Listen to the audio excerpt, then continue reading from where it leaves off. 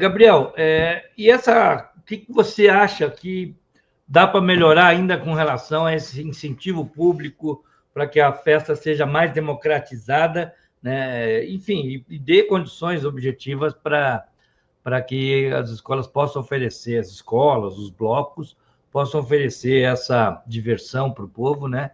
Porque a gente não quer só trabalho, a gente quer trabalho, diversão e arte, né? Então, queria deixar para você também comentar sobre essa questão de políticas públicas, enfim. Gabriel. Então, em casos, por exemplo, como o que acontece em Curitiba, que você tem um carnaval que está se superestruturando agora para começar uma fase de crescimento, eu acho que tem uma coisa que é fundamental e que precisa ser pensada diferente do que foi pensado no Rio de Janeiro, tá? Nesse momento, as escolas ainda não gozam de uma realidade de grande abundância de recursos.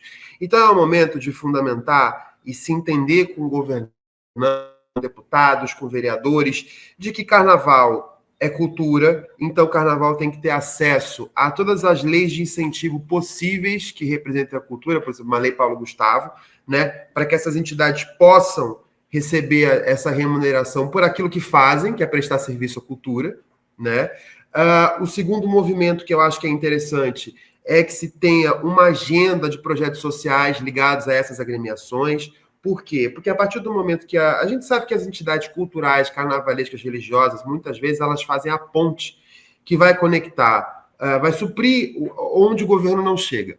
Né? Então, muitas vezes as escolas de samba, os blocos, eles são locais onde as pessoas vão para os seus projetos sociais, onde elas vão se alfabetizar, é onde elas vão aprender uma profissão, elas vão ser costureiras, é onde elas vão conseguir tirar um documento, fazer uma mamografia. Isso está no Rio de Janeiro, tá? Isso é muito comum que as escolas sirvam de polo de acesso social. Né? Então, é importante que se tenha essa consciência e que isso seja colocado muito claro para as autoridades. Né? Que esses projetos sociais eles têm que acontecer e que as escolas estão de portas abertas. Existe um terceiro setor e ONGs que fazem isso, mas a escola pode ser o terceiro setor.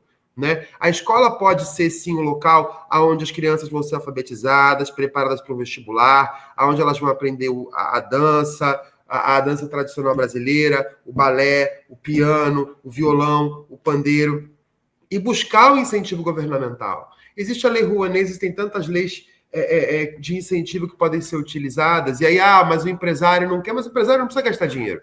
O empresário, numa Lei Rouanet, por exemplo, o que ele investir vai ser abatido do imposto dele, com a diferença que o imposto ele só paga direto ao governo.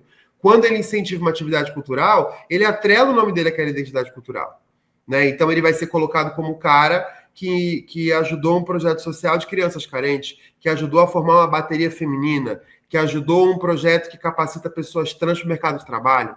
Né? Eu acho que pensando dessa forma, que a escola de samba, o bloco, a agremiação, eles podem ter essa função social, você começa a poder pautar também os recursos que virão para ele. E aí você estrutura muito melhor. Por quê? Você vai transformar uma sociedade em volta, isso vai ser visto. Essas pessoas também serão multiplicadores dessa paixão, desse conhecimento, e aí você exerce a principal função que a agremiação carnavalesca tem, que é a social. Na verdade, a gente costuma brincar, essa é uma frase do Simas, do Luiz Antônio Simas, de que a escola de samba, o bloco agremiação, eles não existem para desfilar, eles desfilam porque ele existe, né? E a existência dessas agremiações, ela está ligada com resistência, está ligada com sociedade, sim formado por uma classe trabalhadora, né? A escola de samba, o bloco agremiação, no seu convívio que a gente chama mais espirituoso, que é o seu ensaio de quadra, que é quando tudo se junta ali para fazer a manifestação cultural, ela é depois das 18 horas, ela é para o trabalhador, né? Ela é feita pelo trabalhador. Né? Então, eu acho que se precisa pensar que aquele cara que está trabalhando durante o dia, que de noite ele vai lá tocar na bateria, ele tem um filho que ele deixou na creche, né? Ele tem uma esposa que muitas vezes não pode trabalhar porque tem que cuidar de alguma coisa na família, ou o contrário, às vezes é a esposa que está na rua e o cara que de repente está em casa cuidando da casa, ou os dois têm que trabalhar e têm que deixar os filhos com alguém. Então a gente tem que assistir essas pessoas também. A escola de samba é entretenimento, mas ela também é quilombo. E quando eu falo quilombo, eu falo sim de uma matriz africana, mas eu falo também da ideia de aquilombar, de resistir, de assistenciar, de dar auxílio. né? Eu acho que a escola de samba e as agremiações carnavalescas, elas têm que exercer essa função. Enquanto elas não exercerem essa função perante o poder público, elas não vão ser vistas da forma como devem. Então, aproveitar que Curitiba está aí nesse momento de ascensão carnavalesca e trabalhar muito isso, porque aí contra fatos não há argumento. Você pode até ter um conservador que não quer. Ah, eu não quero, mas contra fatos não há argumento. Se a escola de samba atua na sociedade, ela aumenta a promoção de bem-estar social, ela capacita jovens ao mercado de trabalho, ela diminui problemas de saúde quando ela oferece, por exemplo, consultas, pontes para o SUS, mamografias, né, testes de Covid, de gripe, vacinação. Então, ela melhora a saúde da cidade. De alguma forma, isso vai ter um impacto gigantesco na violência social, né? Então, assim, a escola de samba, a agremiação carnavalesca, elas podem ser pontos muito interessantes para a melhora da sociedade no geral, até para aquele que é contra a escola de samba e a agremiação carnavalesca.